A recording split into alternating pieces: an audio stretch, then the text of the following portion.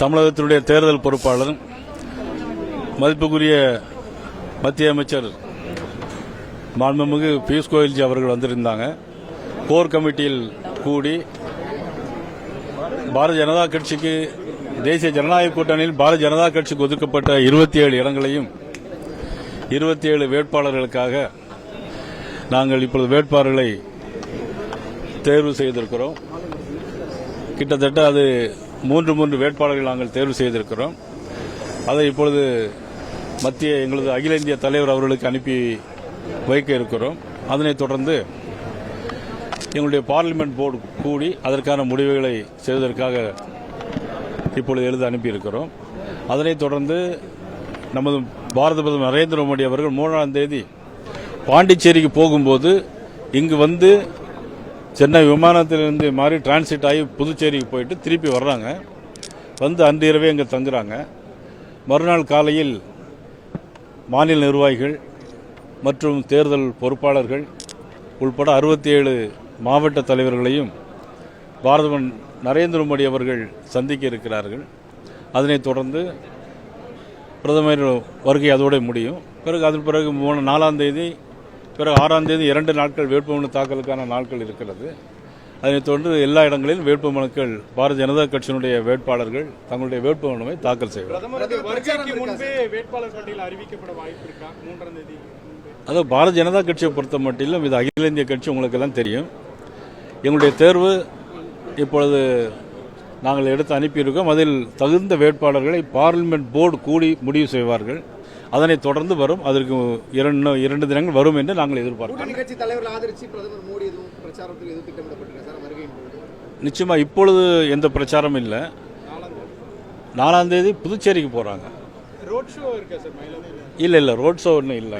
ஏன்னா இன்னைக்கு நிர்வாகிகள் சந்திப்பு மட்டும்தான். எப்படிங்க? அவன் இன்னைக்கு தான் குற்றப்பத்திரிகை தாக்கல் பண்ணியிருக்கிறோம்.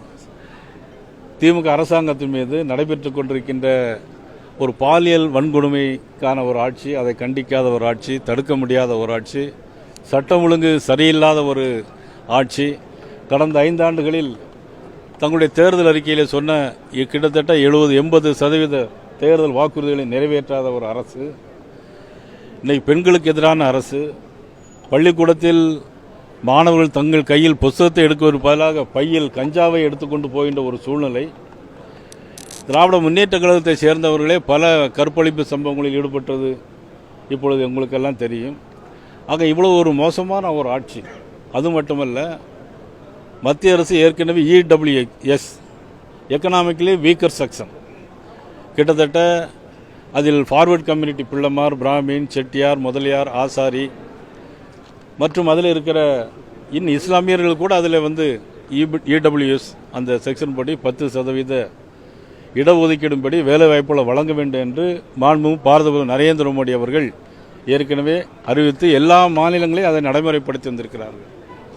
தமிழகத்தில் நம்முடைய அரசு, நம்முடைய மதிப்புக்குரிய ஸ்டாலின் அவர்கள் அதை நிறைவேற்றவில்லை, மாறாக அதில் நிறுத்தி வைத்திருக்கிறார்கள் என்று சொல்லும்போது இதையெல்லாம் மக்கள் பார்த்து கொண்டிருக்கிறார்கள். இவை எல்லாவற்றிற்கும் மேலாக மக்கள் நிம்மதியாக வாழ முடியாத சூழ்நிலை, பெண்கள் இரவு நேரங்களில், பகல் நேரங்களிலே ரோட்டில் நடக்க முடியாத ஒரு சூழ்நிலை, இதையெல்லாம் பார்த்து கொண்டு மக்கள் ஒரு வெகுஜன விரோத அரசாக இந்த திராவிட முன்னேற்ற கழக அரசை இன்றைக்கு பார்த்து கொண்டிருக்கிறார்கள்.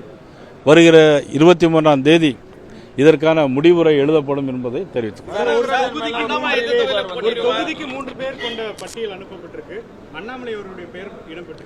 எல்லோருடைய பெயரும் அதில் இடம்பெற்றிருக்கிறது. மகளிர்கள், இளைஞர்கள் எல்லோருக்கும் அதில் வாய்ப்பு கொடுக்கப்பட்டது.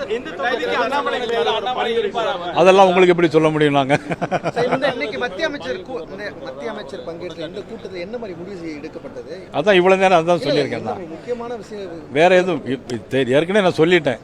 நான் அவ்வளவுதான்.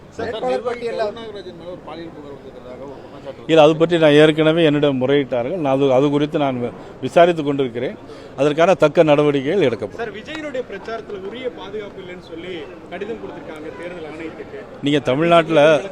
நீங்க தமிழ்நாட்டில் திமுக ஆட்சிக்கு வந்த பிறகு யாருக்காவது பாதுகாப்பு இருக்கா? உங்களுக்கே பாதுகாப்பு இருக்கா? 24/7 நியூஸ் எடிட்டரை அடித்து ஆஸ்பத்திரியில் போட்டாங்க. ஆனால் அவர் பேர்லேயே எஃப்ஐஆரும் போட்டாங்க. யார் அடிபட்டாங்களோ அவர் பேர்லேயே எஃப்ஐஆர் போடுறாங்க. ஆனால் அது வந்து நியூஸில் வந்த மாதிரியே எனக்கு தெரியல. எந்த மீடியாவை ஊடகங்கள் அதை காட்டின மாதிரியும் தெரியல. ஏன் காட்டலை அப்படிங்கிறதுக்கான விளக்கத்தை நான் உங்கள்கிட்ட ஒரு கேள்வி கேட்கணும். நிச்சயமாக அந்த மாதிரி ஏன் அப்படி கேட்கல, ஏன் தொடர்ந்து அது மாதிரி வரல? நான் ஏற்கனவே பல முறை சொல்லியிருக்கேன். என்னுடைய பிரச்சனை எதுவாக இருந்தாலும் சரி, காலையிலேருந்து சாயங்காலம் வரைக்கும் டாயின் டாயின் டாயின் டாயின் அடிச்சுக்கிட்டே இருப்பாங்க. நியூஸில் மாறி மாறி போட்டுக்கிட்டே இருக்கிறாங்க. ஆனால் வந்து இந்த நியூஸ் மட்டும் ஏன் வரவே இல்லைங்கிறது தான் எங்களுடைய கேள்வி.